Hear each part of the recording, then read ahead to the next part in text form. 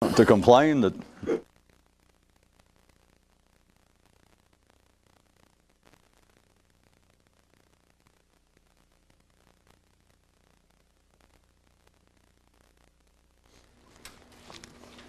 a man wrote the advanced advice doctor. Dear doctor, since you can't remove sick gums without injury to teeth, how can you ever extract ignorance from the mind without damage to the mind? And the doctor declared that the writer was loony as a zebra at a computer convention. How to handle it, part 1. If you don't think about your thoughts, you're okay. One man's pet slogan was, if you don't like nature, you're going to love the gods. And if you don't like the gods, you're going to love the government. And if you don't like the government, you're inclined to go back to nature, you friggin' idiots. What a guy, what a guy. According to the myths and legend of one group of unknown peoples, the lives of mystics are nicely divided into 2 distinct parts. In the first part, the mystic spends most of his life in activities that don't produce the desired result. But not knowing what else to do, he sometimes succeeds. And that is the second part. Many people would like to do it some other way, but if they tried, all they would do is add a third part to the already existing 2. In spring training camp at Mount Olympus, this is known as the you can't win, but who cares when you're having this much fun. And rookies who don't pick up on this quickly enough get a cleated foot in the ass from Zeus. The distinction of ordinary thoughts daringly described. All noise eventually runs together. The logic of the enlightened. You can't be spiritually dissatisfied unless you have a spiritual. And you can't have a spiritual unless you're dissatisfied. Fair's fair and a bear's a bear. A lion's a lion and a wolf a wolf. Then along comes man and interrupts the flow. I mean, the rhyme, the verse, you know. Lesson number 1. How to be assured of remaining stupid. Think about it. The passing of collective time and matters of evacuation. History don't mean shit to a mystic. One day, a certain mother stepped to the front doorway and shouted, "All you kids, off the porch, now!" And as they ran for it, one little nipper turned to another and said, "Wow, I wish I had a mom like that." The adventures of neurons and their exciting escape from the evil clutches of morbid mental maturity. How to handle it, part 2. If you don't bother your thoughts, they won't bother you. The mystic's lament, number 3. If I was as sharp all the time as I am some of the time, I'd have nothing to worry about. Yeah, that's right. Waste your time whining about it. Yes. The upside, all complaints eventually run together. As a young man was looking over maps of foreign lands, his father advised, never go to a place whose name you cannot spell. And the boy decided to go to ignorance. How to handle it? Part 3. If you don't think your thoughts are too noisy, they'll quieten down.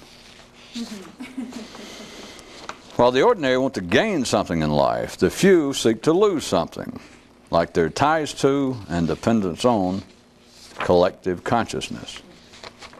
And read the parentage of lamentation. All complaints are bastards, mongrels, illicit issues of incestuous relations, in that their ancestry was all run together, just like all the rest of man's thinking. A man wrote to the doctor of transcendency, "My dear good doctor, would you by any chance call the awakening a kind of controlled insanity?" And the good doctor responded, "No, I wouldn't, but you may." A man went up to local conditions and said, "A certain notion has been brought to my attention that claims that men only resort to crude words and crude behavior due to their stupidity and weakness. "Fuck you," responded local conditions. "I am much smarter than you are, and I can overpower you anytime I want. What do you say to that?"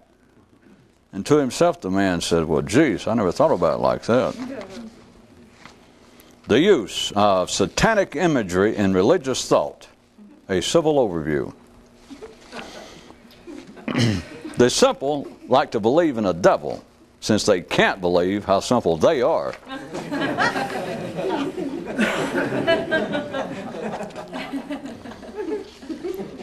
Today's if.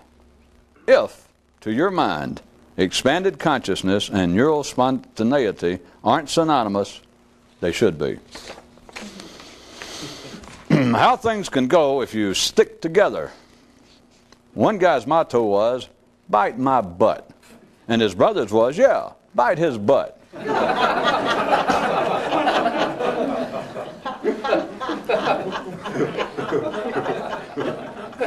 Postscript. One man was his own brother until one day he came home early. Yes, things can go in unusual directions if you can stick together. The professor told the class there was only one question for the day. "Are neural juices as sticky as blood?" And the class replied, "Ah, Dad, be serious." Song of the Sea. One man began to realize that he had never learned how to repair his outboard motor if he kept reading about how to repair it. Second verse. One man finally realized that the only way to repair his outboard motor was to throw it away. Composer's footnote. Once your driveway is clean, there is no third verse. The ordinary want to be free from bad luck, while the few want to abscond from the mental source of bad luck. They're mental. The two great and mighty ways, the way of attention and the way of ignoring. The simple believe that at least one way by which they can show some sign of intelligence is by critiquing life. Critiquing sounding better than bitching about. More biblical, mythical updating. The shame, claim shared by Adam and Eve, for their nakedness in the Garden of Original Paradise, came about when God accused them of having nothing on their minds. Yeah. And he, by God, quickly put an end to that. There is no awakening without spontaneity. If you're ordinary, you can be dissatisfied with life. But if you know a little something, you don't get the privilege. You have to find something else to be dissatisfied with.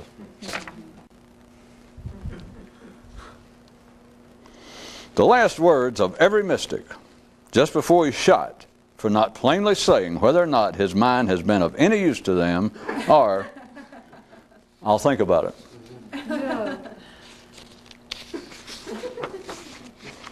Creativity.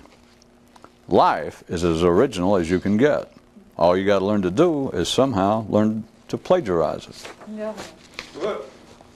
One man had all of his thoughts imported from foreign lands. "Why not?" said he. "I can afford it, and that's where they came from anyway." Time. A comprehensive survey of the subject with the modern mystic in mind. One time's as good as another. One man suddenly stood and shouted, "I want off this train," while another to himself thought, "I'd settle for its noise being muffled." Children's rhyme number 9. I can take off my shoes, take off my socks, but on my mind my thoughts have locks. Until you find just the right place on your porch, the noise of traffic can distract you from almost all useful effort. And now time for some definition roundups. History books. Reference materials for those who can't remember genetically. Time. Ways of measuring for those who don't know what blanket is. Thoughts. Things used by those who don't know what else to do with their mind. In pleading his case to the school's graduating committee, a man admitted he couldn't spell, but misspelled it as smell. And the dean came over to rewire his olfactory operations by punching him in the nose. Moral. Real education is a terrible thing to waste simply on a mind. Another in the series of great discoveries in the lives of mystics. If you don't care, your thoughts won't care. Only the mind of the few can step on its own fingers as it clutches to the edge of the cliff. And of course, only a precious few can figure out what this means. The doctor told the patient, "Take off all your clothes and climb up on the table." And the civilian said, "Hey, if I could get all my clothes off, I'd be well as hell and out of here." Only a few of those ill can ever realize what this means. A boy asked his father, "How many kinds of sicknesses are there?" And his larger counterpart replied, "Two, death and imaginary." And the lad responded, "By imaginary, I assume you mean mental." "That's right, boy, two kinds, physical and mental, and one of them don't count." And when he grew up, the kid saved a bundle in medical bills. To the ordinary mind, the differences in things are so similar that no useful information from them is ever forthcoming. And now a closing reassurance and cop-out. Only a mystic himself fully understands what he's talking about. But hey, who'd want it any other way?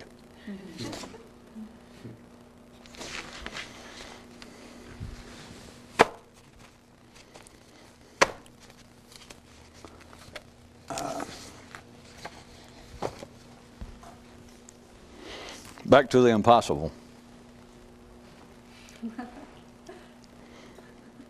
I will say this for you to encourage you. The closer you stay around the impossibility of the whole thing, the easier it gets to deal with the fact that it seems to be impossible. And that itself, with many cases throughout history, in case you've ever been strewn throughout history, seems to have some potential salubrious effect. Except there's never been a mystic yet that I've ever read about who knew what salubrious meant.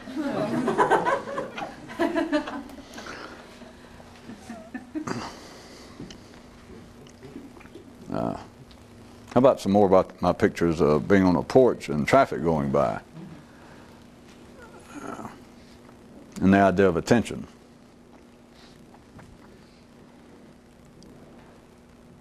If you use the method trying to approach all this, such as has been described indirectly in religions and been described apparently more directly in the mystical literature of the world, about in some way trying to focus attention so as to narrow down the floor to take this from, let's use the kind of example, the historical one of someone devoting a large part of their life, the classic one being going to a monastery or retreat of some sort, and taking up the most common approach of sitting. And the most potentially proficient approach within that, without splitting any great hairs with most monks who are shaved-headed anyway, is to simply sit. As you probably know from reading, there have been various methods that gave people something to do apparently with the mind. But if you get some grasp of it, the immediate best overall most efficient method, if the people involved would put up with it, if they had put up with it, they were correctly attracted to it, is you just tell them to go in there and sit and don't move, don't talk, just see what the older monks are doing. And you go in and you find out that 8 hours a day they're sitting there doing nothing. If you start fidgeting or move around, somebody may come up and poke you and say no. You're supposed to sit. I guess the more you're actively intellectually already, you might think that it would be better if you had some description of what it was about.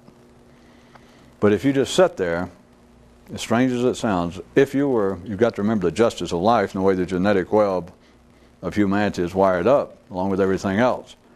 But if you would go do that, as silly as it may sound, and it certainly sounds silly by any reasonable explanation, if you went and tried to tell almost anybody on this planet that I am going off, joining up this group somewhere, and we're going to sit. I won't see you again, I don't know, maybe never in my life, and we just go over there and we sit in this room, all of us, for 8 hours a day, and we never talk.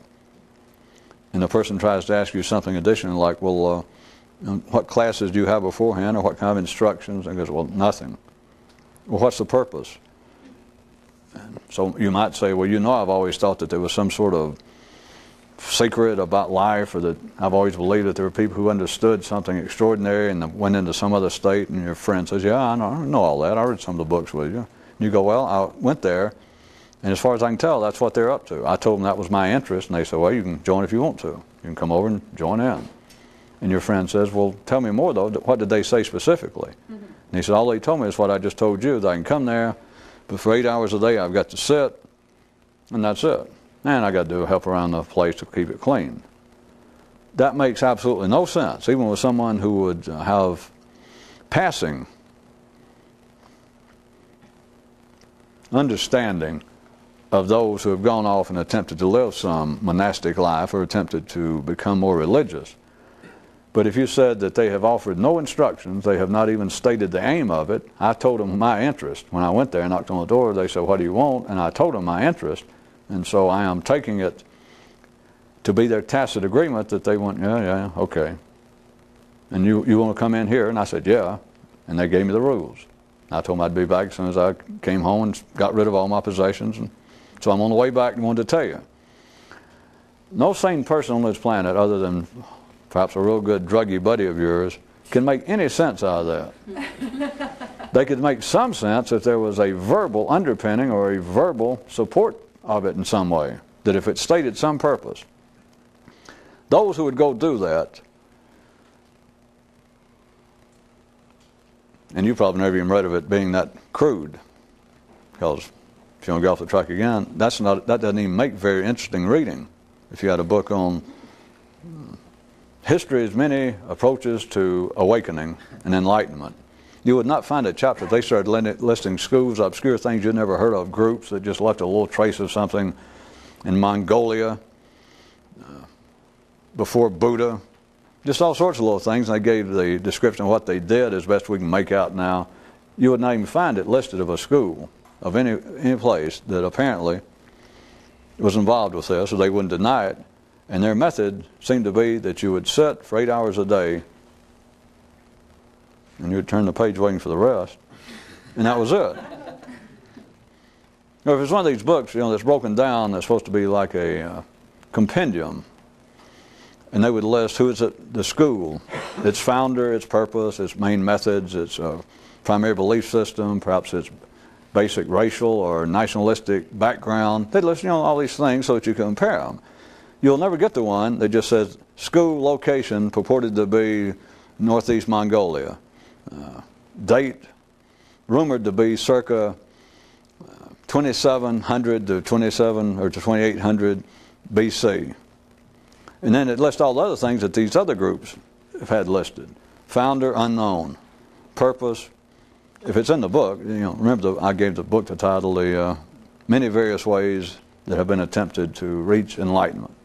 And it would say stated purpose, and it'd probably say there is no known record of the school or any spokesman stating a purpose, but it's assumed that was its purpose.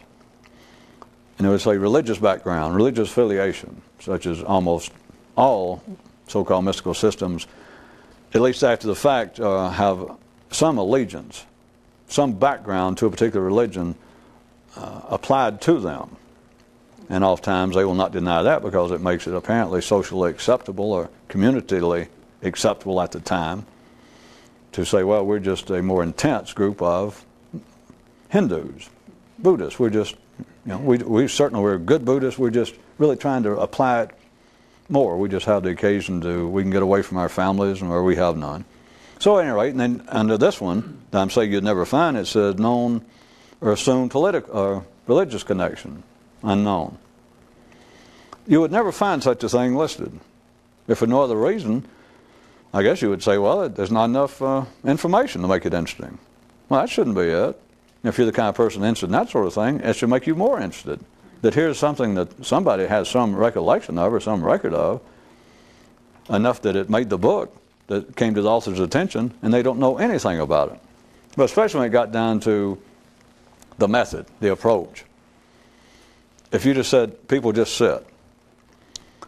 If you gave somebody something to think about, if you told them that you gave a description about what we're up to, the old classic one, we're trying to still the waves of the mind, or we're trying to clean off a dirty mirror so that you would more perfectly reflect reality instead of your own opinions and the own disturbance of your crude, ordinary mind. Just that little bit. Then if you're interested in such things, you think, okay, all right, okay. If that's the purpose. And of course they assure you in some way that it has been proven that by sitting and trying to picture your mind as being a mirror and it's all dirty, it's kind of steamed over, or maybe it's wavy, and it doesn't show a good reflection. And that's why you're upset, that's why you're here, that's why you're seeking awakening. And so by sitting, if you're lucky, if you do it correctly, if you stay here and apply yourself, it's like the cosmic forces of the universe will either finally stop, according to which picture you're given, will stop the waves disturbing the surface of the lake, or in some way the great cosmic force will take out these imperfections in your mirror, or they'll wipe off the steam, and suddenly you will reflect life as it is instead of all your disturbed, distorted opinions. That would sound better than saying, if that was one school, and right next door you say, I'm going to there's another school, it looks like it next door, I'm going to go there and check. And they say, okay, we're open until 6 today if you want to come back. So you go next door, and it looks like the same kind of operation. They don't deny that they're involved with the same thing. And they say, well, are you interested, do you want in here? And I got to go. And you say, well, what kind of method do you use? The one next door, they use sitting. They go, yeah, we do that. And they say, well, they do you describe it the kind of thing about trying to calm the waves or the wind that blows the waves of mind? And he goes, no. Would you describe the purpose, but like that your mind is a wavy mirror with certain distortions, and through sitting and meditating on a certain idea, or just trying to meditate on a flat surface that will finally flatten out the mirror so that you will more perfectly reflect life? He goes, no. And they go, well, how do you describe it? And he says, we don't. He said, look, we've got to close up. It's getting late. Do you want in or not? Which one would you go to? There's no pointed humor to this. What your mind is supposed to say is, well, everything else being equal, if they both had some decent reputation, they both seem to be sturdy buildings, and the guy who answered the door and picked through the hole seemed to be sane, I'd go to the first one, because they seem to know more, or they seem to be more involved with some specific purpose. They describe what it's up to. That second group, they just say do it. As everything else in life, the similarities, the differences between the two are so similar that there is no useful information if you look at it at the ordinary level. Because at the ordinary level, you would think that the first group of people would know more. If you had any sanity, if you were reasonable at all, attempting to step out on this weird path, but if you still had any reason at that time, you would pick the first. Your mind would say, well, certainly. Everything else being equal, because there seems to be more to it. They've got more information. It just seems satisfying because they told you something. The second group told you they just told you what would just barely describe what you do. You come in, you sit 8 hours a day. Coming in, you would think, well, it's just not, it may be decent people, maybe, but it's lacking something. I was going to ask a rhetorical question. Can any of you perceive that it can lead you to a slicker place in the mind if you were the type to be attracted to that? And there's just minimal, and there should be, of course, none. I know this makes no sense maybe. There should be no description, but it's a minimal description. What I'm getting to is not about having to do with any sort of schools anywhere. It's having to do with an individual man's approach, trying to do this. Because you think for a long time, I have played some part in making up new terms to say this and that some of them you thought you'd heard before. But you work on trying to do something such as control your attention, try to calm the mind, and even if it's not described as that being the state of being able to see life, that is the prerequisite for setting up the conditions. The more you're told, again, try to keep this from being an external, me saying the more you're told. You already got enough up here. You don't need me or anyone else to tell you any more possible methods, or you can look at it this way. You don't actually need it. But if you want to get sticky about the whole thing, you didn't need to hear the first word about it, which won't get you anywhere. Thank you and good night. Well, do you understand? That would be like the real mystical school, to go back to my allegory, the third one. You went to the first two. The first one told you enough that your mind thought, well, that sounds, it described the method of sitting and just trying to sit still, not talk, don't move 8 hours a day. And they give you some description about what the purpose is, about the mind being a mirror or light. You go, okay. The second one just says, we do the same thing. And you go, well, how would you describe it? And he said, well, we don't. You do it. What if there was a third one? And you were over there and everything else seemed equal. Looked like the same kind of building. The guy beat through the hole and he seemed sane. And you said, are you like those people up the street? Are you involved in the same thing? Maybe he goes, or you could say that. Maybe he'll bend enough to say, yeah, okay. And you go, well, what do you guys do? He says, are you coming in or not? I mean, he's really checking his watch. And you go, well, I mean, the second one would describe exactly the purpose of what they do, but, I mean, what do you do? And you just, say, you got 2 minutes, you coming in? That is actually, I repeat, can you drag yourself from the picture of me doing all this? There's going to come a time, if you're properly wired up for this, that this whole thing, that the kind of scene is going to creep up on you, and that you realize that you have all your life, not due to anyone's fault, but you've been knocking on all sorts of doors, checking. You do it sometimes through books. But most of you are to the point now that you could choke on all the kinds of information you've had and things you've filed away. And I don't mean it wasn't worthwhile, but you move from book to book, and then you start moving from thought to thought, that I'm getting closer. But they're all attempts to do something with a descriptive goal in mind. And I don't mean just the ultimate goal of, enlightenment, and nobody knows what it is. People who know won't say. So I don't really know, you could say. But at least the description says, it's to take the mind and to calm it. Because you've heard enough descriptions, and we'll say that, give you credit that you've observed enough, that it's just glaringly aware, it's no secret, except to ordinary people, that my mind, to call it, ripples and disturbance on a lake is, oftentimes an understatement, being charitable. Sometimes it's like a typhoon, cyclones, according to what part of the world you're watching this, hurricanes, and it does nothing. I mean, it's not even exciting anymore. I mean, it'd be a hurricane some night or some day, and they go, wow! But then you realize, how many times is this damn hurricane going through? There's only 26 names to name it. This is the Fred hurricane again, the Wilma. And there's nothing exciting anymore. It's the same thing. And so you might now have your own pictures of trying to calm the mind, and there seems to be a real purpose for it. But the description seemed to help. As I said, you can surely see if there was a school, or if you tried to take the third approach to start with, if you could have done it to yourself.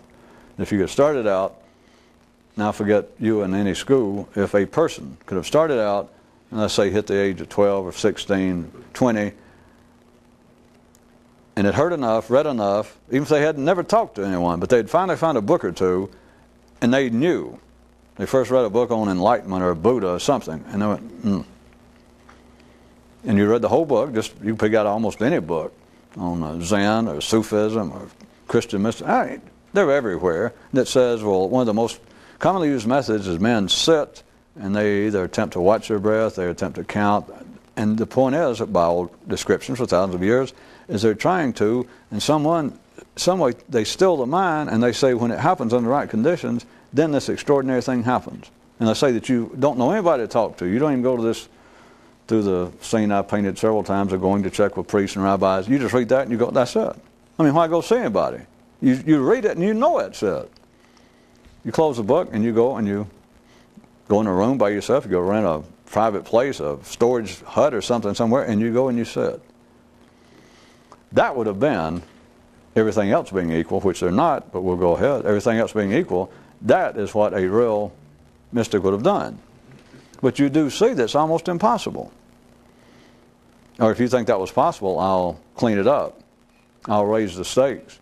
A real mystic would have sooner or later, like the first time read the word enlightenment, more conscious, Jew, Christian, Sufi, Zen, and went, and not read anything else. He wouldn't have read about sitting and this and that. He would have gone and done something until it happened. Now how's that? How's that for a short lecture? How would that be for a short religion? How would that be for a short mystical system? That you would just announce, I can make it sound like it's somebody doing it like I could announce this, but to yourself now, put it in your head to announce the latest form, the best method to awaken, to enlightenment. And people show up for the lecture. And maybe you walk on the stage and it was listed for 8 o'clock and you say, is it 8 o'clock? And they announce yes.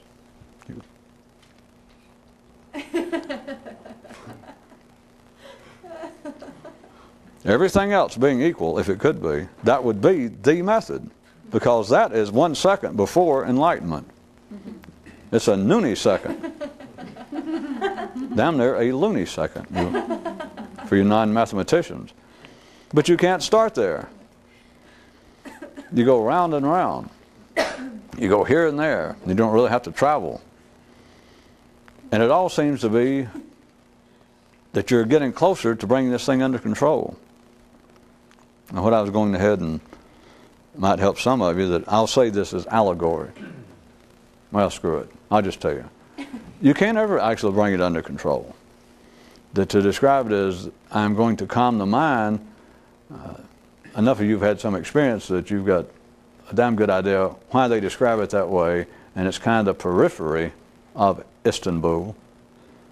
But as far as the mind, you don't really calm it. Nobody liked the mother that walked on the porch and said, "Oh, you kids, off! Get off the porch!" And as he was running, one little nipper turned to know and said, "Wow, I wish I had a mother like that." Of course, if he had, he would have been able to do what I'm describing.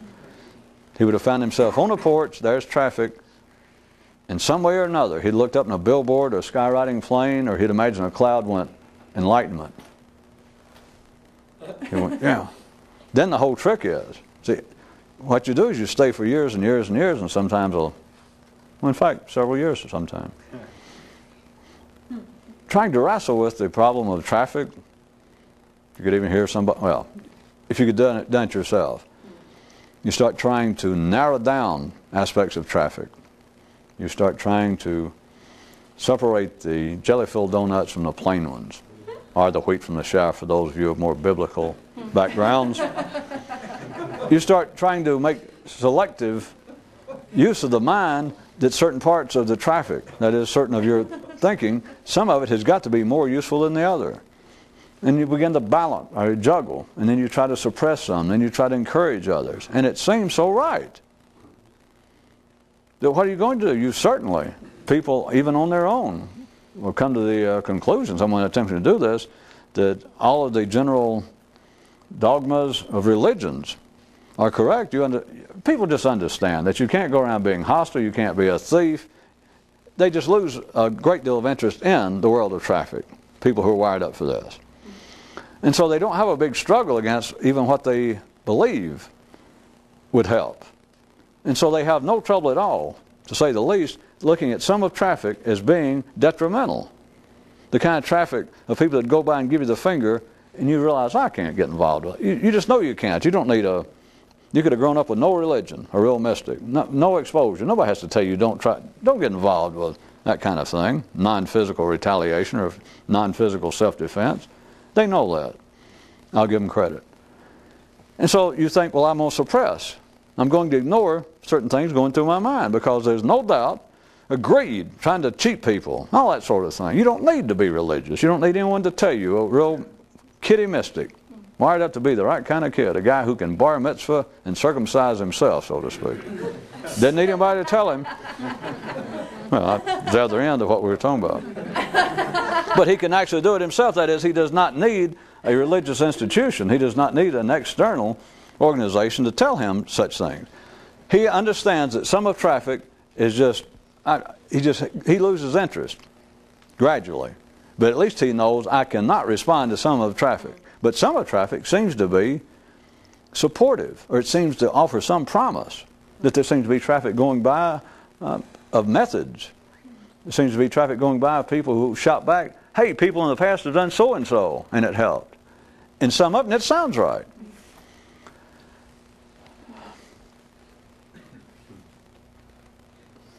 You're still on the damn porch, though.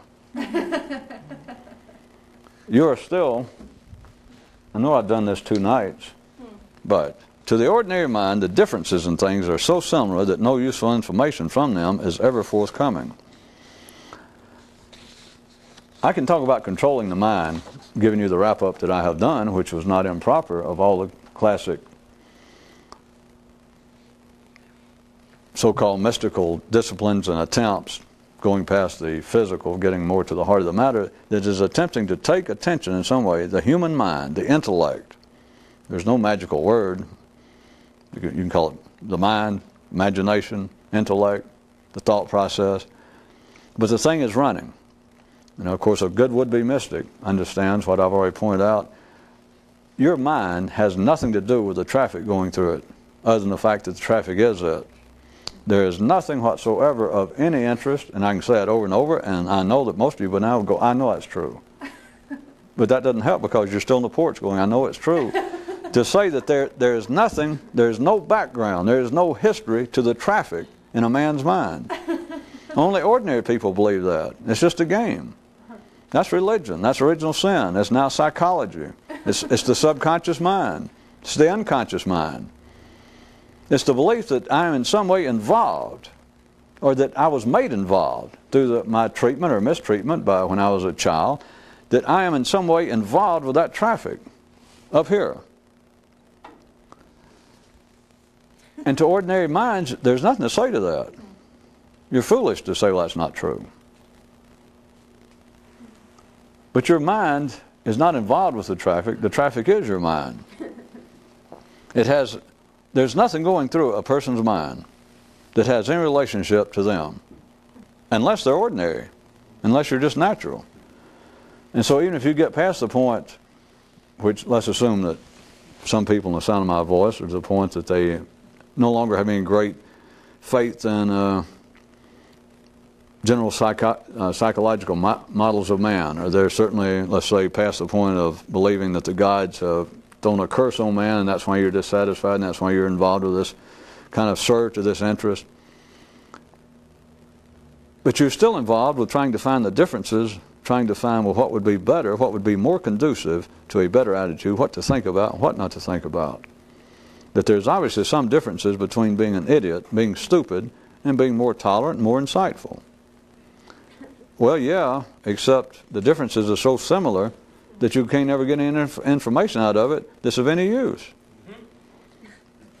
You might make a reputation, you might become a poet, you might become a metaphysical poet, God forbid, but it might come back in style and you might make a living off of it. Of trying to show the distinctions.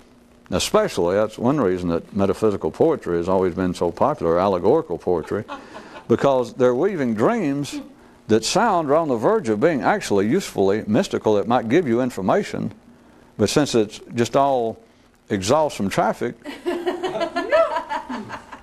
See, when you're dealing from a more conscious view, when you're dealing with that which doesn't exist, if you can refer to it allegorically, you can slide with it. Like I said, sometimes you can make a living with it. You can get people following and going, by God, this is what I've been looking for. And you think, what, nothing? See, that was a joke and not a joke. If you're ordinary, you would have taken it to be a sarcastic joke at best. But it's not funny. It's the truth. But you couldn't hear it as being a statement of reality, because you'd hear it compared to the way you take it to be seriously, the information. That is all of the metaphysical, mythical, religious, allegory throughout the ages, that which is commonly known. Because the more that ordinary minds, even though they have some creativity above the ordinary level, they write this kind of allegorical the stories, the myths. They're the ones, it's the kind of people who wrote the Bible, the Old Testament, the Quran. They wrote all that, all of the Vedic literature.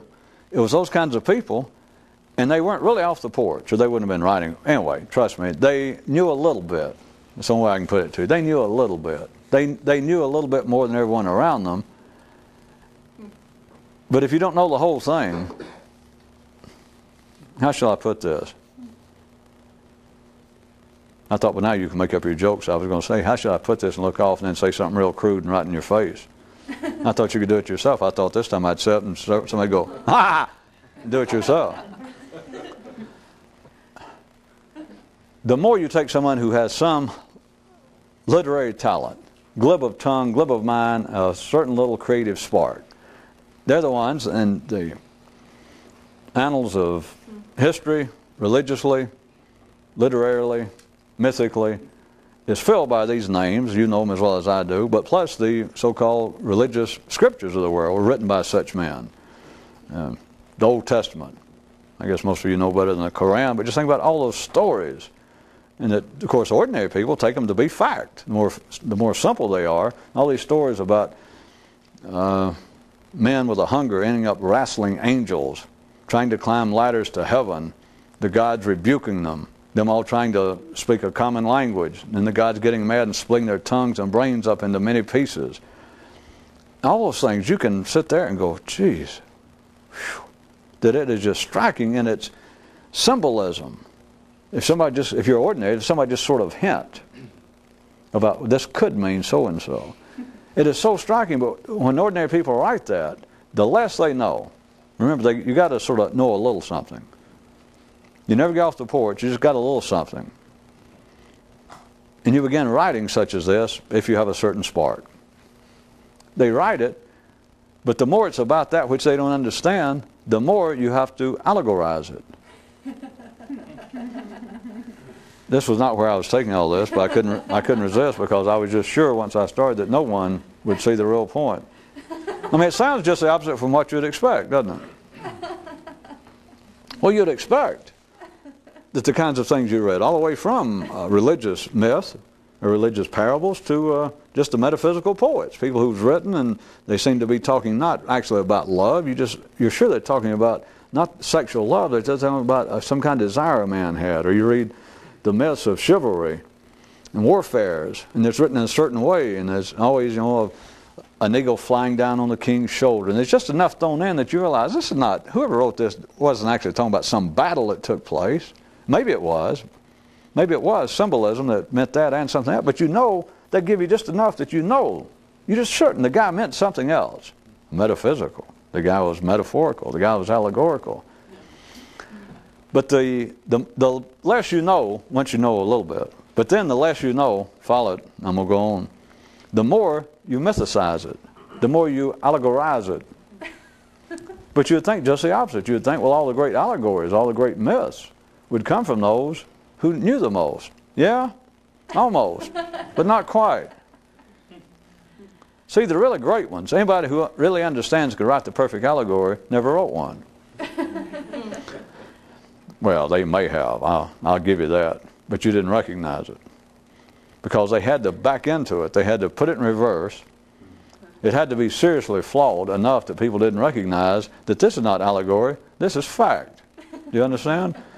But when an ordinary person with some metaphysical ability, a certain glibness to them, the less they know, the more they allegorize it. They don't know why. They just do it. Life makes them do it. That that's the way you gain a reputation, and that's the way you can be recognized, let's say, as a metaphysical poet. That you write great metaphorical verse, or even fiction. That just certainly, it's got to mean more than it actually says, doesn't it? And you're the author and you go. Once somebody, an interviewer, or a reporter, or a critic goes, this story's not actually a detective, it's not a murder mystery.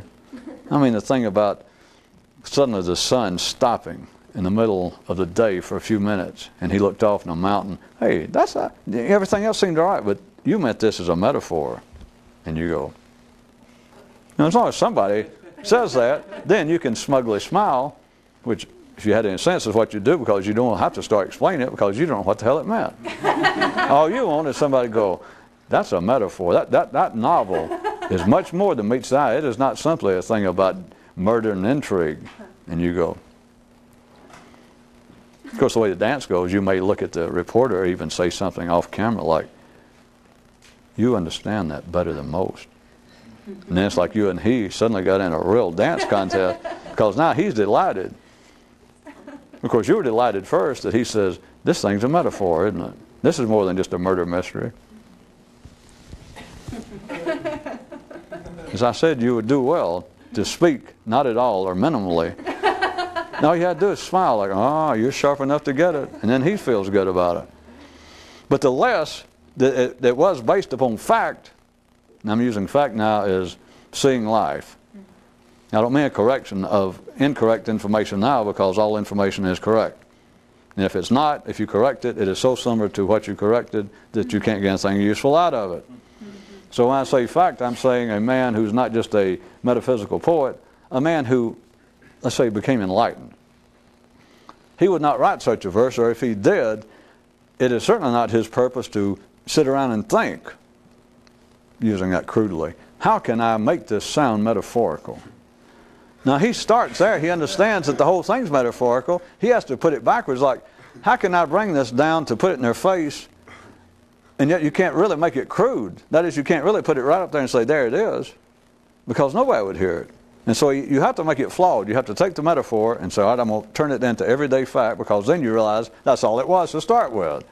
It just took me 50 years or whatever to work through this allegory, and I suddenly realized, wait a minute. And then you might remember, who was that guy that went, it's right there. But you get through the allegory, and then you think, wait a minute, I'm going to write this down, or maybe I'm going to write a little story. I'll make up a story about my search, my adventures. Then you don't do allegory accidentally. You don't do it just willy-nilly. Then the man would have to take what he now sees, which, again, assuming this fictitious character completely awoke to the nature of life, that he simply saw life, and he decided that he was going to write verse, a story. He has to start at that end, that he understands now there is no such thing as metaphor. There is no such thing as allegory. It only took him 50, 60, who knows, 20 years. The studying the allegories, trying to figure out, reading other people's allegories, studying the great religious books, and knowing their allegories, knowing there's a message in there, knowing there may be even a method, when it doesn't seem to be a method. It's something about battles going on and guys fighting a king of darkness. And you get more and more convinced, this has got nothing to do. There's no battle such as this. And you even get down to the point that what that guy's describing, it's something about wrestling with your own mind. There's a method in there about the way he wielded the sword, and he held it a certain way, and he would only attack when the sun was right. And you begin to think, wait a minute, that has something to do with my own digestive system. It has something to do with the kind of physical condition I'm in as to how I could attack my own mind. And the whole metaphor, it's everywhere, and you just know it's hidden until my fictitious guy one day, and then you realize, wait a minute, there's no such thing as metaphor. And so then you're over here. So everybody else is over here, those trying to be metaphorical, those trying to be mystical, metaphysical writers and poets and etc. They start over here not knowing anything. You know, I said they knew something, but they're not enlightened. They write the metaphor, of course mechanically, but I'm trying to get you to see the point of giving them a little credit that they have enough reading knowledge of metaphor and the history of allegory, and they've read enough. And they've now got some little spark, maybe just one good novel in them, just one good verse, which is usually it, and the whole deal's shot. But this one that's going to make their reputation, and sometimes they will survive thousands of years, just as one thing, but they're all one-shot wonders. You can forget all these rockers that show up and have one-hit record.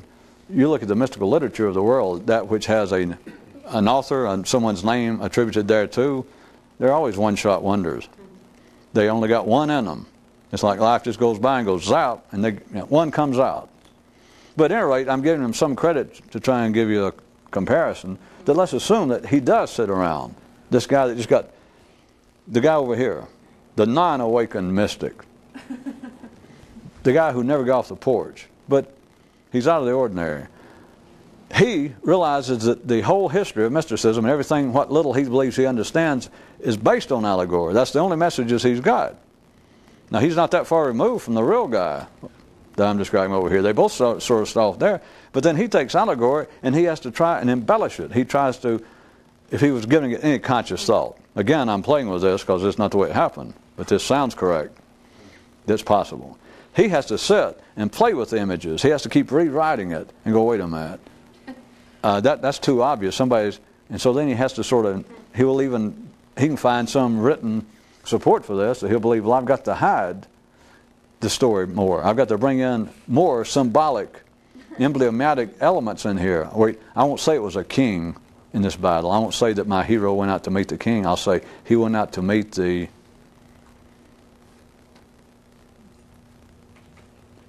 flightless king of the lower regions. And even he likes it, because you can, if you got to turn to that kind of allegory, you can go, it could mean your subconscious mind. It could be the destructive forces of the universe. It's like the king represents a flightless bird, that he's a man of power, which could be someone's mind or their soul, that they actually have the potential power, but it's like a bird who can't fly. And you go, I like it. So it's no longer that the hero goes out to meet the king. He goes out to meet the king who is a bird who could not fly and was a monarch of the lower regions. And people will read it and enjoy it. There'll be people that read it and believe that they even got some metaphorical hint from it. But the less he understands, the more he has to add to it. In other words, his purpose is to produce a metaphorical epic. Now my guy over here, they start off the same, this guy one day, and he could have been through he might have read this guy's books. He might have been, his book, his poem. That might have been his Vade Mecum for a while. He might have carried around in his pocket. And then the day came that he went, oh. Then let's say he's going to decide to write something. He is now at the other end of the universe. If he was going to write something, which he probably wouldn't, but if he would, he has now got to go in reverse. Because he realizes that allegories are simply allegories for reality. Or I can put all kinds of ways. It just sounds more and more of a spiraling merry-go-round, completely out of control. But he has to go at it backwards. He has to now realize there is no such thing as allegory. Or allegory stands between a man and the Enlightenment. And he realizes with all the people reading his allegory, the guy who's writing it, he claims that his whole purpose, or he may even insinuate he is awakened and enlightened. But of course, then this guy realizes it's not. And he realizes, well, all those who read about it, they have to take it metaphorically. But it's not a metaphor. It's dirt. It's a tree. It's spit. I got a toothache. And he thinks, well, I can't write that. Well, you can't. What does that mean? A toothache means a toothache. You can't have a book. Many Ways to Enlightenment. Chapter 1, migraines. And that's it. That's the head of the chapter, and that's the one word in the chapter. Chapter 2, rain. Chapter 3, 7 o'clock. Chapter 4, rug burns. It seems to be ridiculous. But here he is, he understands there is no such thing as a metaphor. There is the ordinary state of a man's mind wherein he has taken life, as the nervous system must do to operate at the ordinary level, and that he has cut it up into reality. And he has cut it up also that reality does not exist without man being able to speak about it. So he realized, well, what I now see, you can't speak about. But if I'm going to speak about it, then I got to back up. He is not trying to willfully make a metaphor like the guy over here to write a metaphysical or an allegorical epic. This guy's trying. And as I said, you understand, he tries to come up, reads other people's. He thinks, this is getting too plain. I got a whole page here with no striking symbolism. And he has to go plagiarize somebody. Thinks, what can I do? Is what I was doing about the thing of not just the king of the lower regions who was as a flightless bird. Even if he doesn't know what it means. It sounded good. So he is over here working, trying to add to make the thing sound more and more metaphorical, to make it sound potentially more and more pregnant with potential, deep, parabolotic meanings. The guy over here who has done what this guy dreamed of, for some reason decided, oh, I'll write something. he started off with nothing. There is no metaphor. He sees life not a metaphor. See, if it wasn't for that, I'd say the guy over here started out not knowing anything, and he started having to build up, like this statue. He had to put together this epic he's doing. And when it got too plain, certain parts of the structure, he would have to, somebody come up with a new metaphor, come up with new symbolism, some kind of new illusion to add to it, to where it seems more and more of this great mysterious thing. You understand? He keeps adding to it. The guy over here, the story breaks down completely, as all good ones do. He actually started with nothing, but I can't do it from there. Let's say he started, once he understood what life was and he saw it, he started with like one little piece of a story. Just trust me, one little piece. Then you would say, when I say he's going that backwards, this guy is desperate to add to it. He's trying to take away from it. Because, listen quick then, when he started, once he saw what life was, he didn't even have a piece. So there was nothing cut down. He understood, if I'm going to say anything, not only can I not cut down anymore, I've got to start adding to. When the other guy is delighted, he understands I've got to, and this guy realizes I don't want to. I'm going backwards. Does anybody see a connection between my description of the glue method and the grease method? The attempt, or my other description, the attempt to control attention, to control one's awareness, to control one's consciousness, and the alternative, the other method of letting it go. Completely, remember, completely. And the one I included, a new one tonight that we just slipped in real quick, the two great mighty ways, the way of attention and the way of ignoring it. It is always a matter of completely, though. But see, completely is where when you see what life is, there's nothing else to say. And if you're going to say anything, you have to back up. And if you're going to say anything, adding to it's not the problem. Because adding to it, the first adding to it. You think, but now, one more time, would you right quick try and forget talking about a mystic or somebody doing it, or these two guys I was talking about? You do it in here. You do it in here, and everyone is doing it. Everybody's up to the point now. I don't have to worry about whether you've ever done it sufficiently to understand the story. Hell yeah, you have. I don't know whether you heard it tonight. But that is every man's and woman's attempt, serious, sincere attempt to become more conscious, to try and hold down the dichotomy of the mind, the useless arguments going on, the kinds of futile, misled, misplaced judgments that we make. That everyone's, yes, I'm working on it. I know. If I could just get a better grip on it, if I could just, not only attention, but if I could get just a better grasp of what this is about, I know. And it's not just, again, it's not me saying, yeah, and you going, yeah. Your mind thinks, I'm nearly there. I'm getting to the edge of the porch. Sometimes I can almost get in the doorway. In conclusion, one man stood up on a train and hollered, I want off this train. It's good to end up, even for those that didn't follow it all, to end up, to take everything I've done and almost end up and reverse it as we conclude. One guy stood up on a train and says, I want off of this damn thing. And next to him a guy thought, I'd settle if they could just muffle the noise.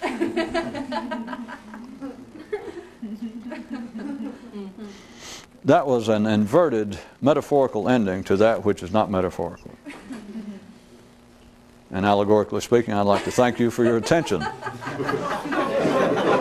course, you should think, well, that's the only kind of attention I got, to tell you the truth.